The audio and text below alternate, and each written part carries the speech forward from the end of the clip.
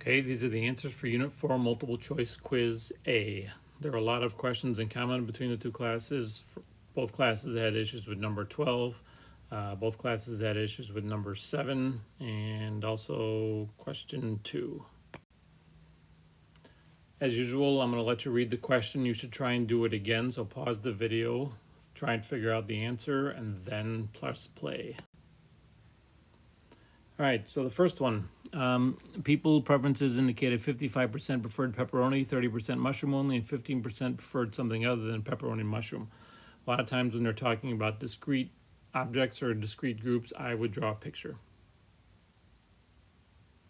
The picture I was talking about is a Venn diagram. If 55% prefer pepperoni only, I'm going to put 0.55 in the pepperoni circle, but I'm not going to put anything inside here.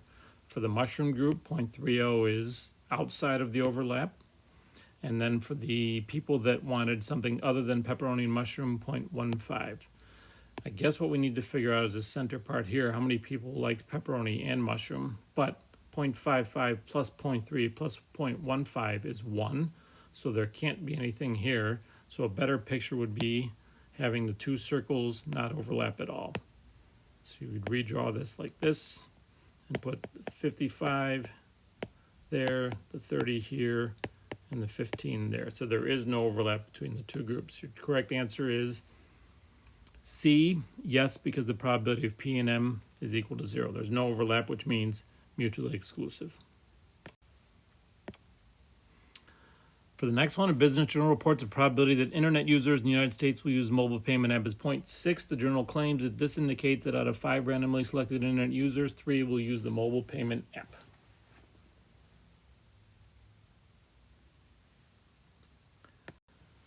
This is basically asking you if you understand the definition of a probability. Just because the probability is 0.6 doesn't mean that every time exactly 60% will behave that way. So the definition of probability appears in one of the answers. What you want to do is say that in the long run, we'd expect 3 of 5, which is 60%, but that doesn't mean that exactly 3 of 5 every single time. Again, definition of probability is a long run average. Third one, 40% of the students walk to school, 30% of the students have been late to school, and 37.5% of the students who walk to school have been late at least once.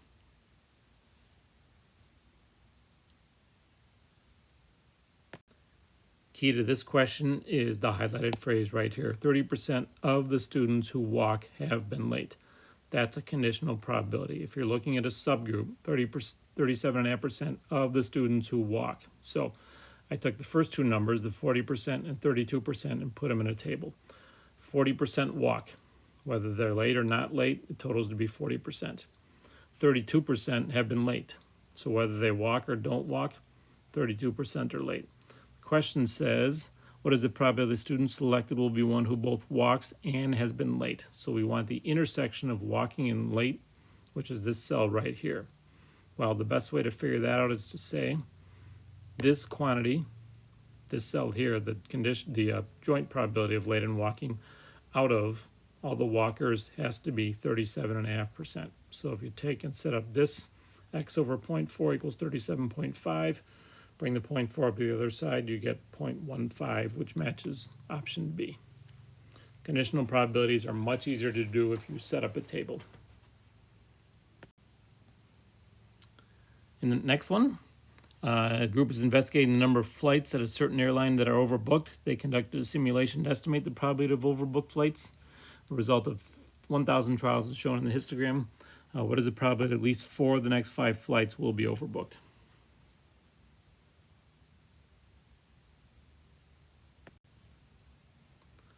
Sounds like a binomial question, but what they're really asking you is just to find this outcome and this outcome. Their associated probabilities are right here, 0.332, 0.114. Add those together, you get 0.446, or choice C.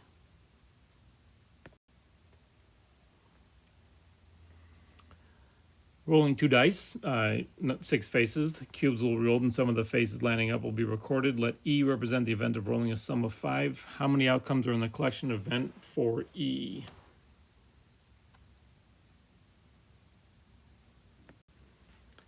This is a very common table that in dice problems you set up 1 through 6 for the first dice, 1 through 6 for the second dice, and then you fill in the boxes for what the question is asking about. How do you get a sum of 5?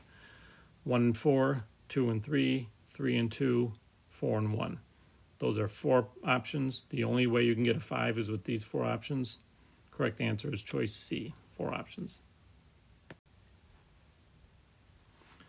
Next one, 35% of all students have brown eyes, 45% have brown hair, 60% have brown hair or brown eyes. Student will be selected at random. They tell you that E is eyes and H is hair. E and H mutually exclusive.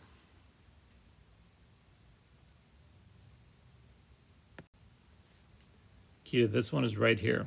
When it says brown hair or brown eyes, or is represented by this symbol here. That's the or symbol. Remember, and looks like an upside down A that's missing its crossbar. Or is this? Well, there's a formula that relates or probabilities. The probability of eyes or hair is the probability of eyes plus the probability of hair minus the probability of eyes and hair. Since you know 3 of these 4 quantities, you can figure out the one they're asking about, E and H. E and H is 0.2. So they're not mutually exclusive. If there's an and quantity, if there's some overlap, they are not mutually exclusive. The and quantity is 0.2. Choice D.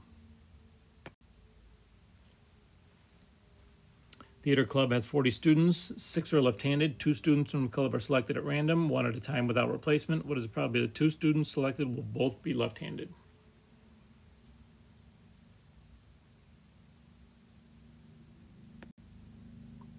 Thing you got to notice here is that it is done without replacement. Okay, if it's done without replacement, the denominator changes. They're not independent. Figure out the probability of the first being left-handed, 6 out of 40. When you take that first person out, there's only 5 left in 39 because you're doing non-replacement. The probability of getting the first left-handed and the second left-handed is this product, 30 times 30 divided by 1560.